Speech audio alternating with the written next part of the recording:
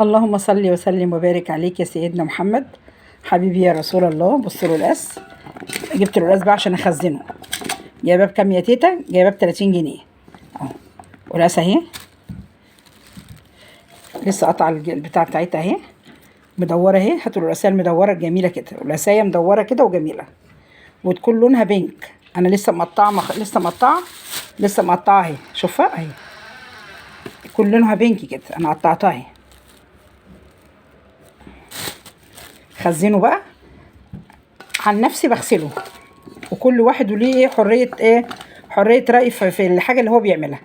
انا بغسله بميه سخنه، وبعد كده بفرده بقى على حته. بغسله كذا مره على ميه سخنه، وبعدين بفرده على فوطه مخصصاها له القاس مخصوص، وبعد كده بنشفه، وبعدين احطه بقى في الاكياس. اما نيجي بقى عند مرحله الاكياس هقول لكم انا هعمل ايه.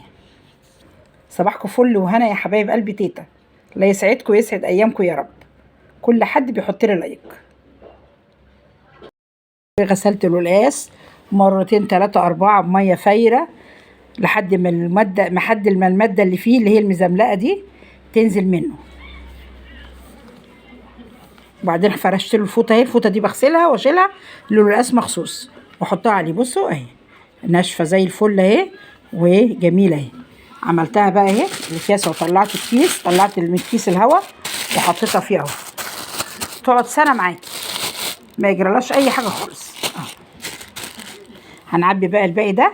لو وصلتوا لحد هنا ما تنسوناش بلايك وشير واشتراك في القناه عشان قناتي تكبر بيكم يا حبايب قلبي تيتا.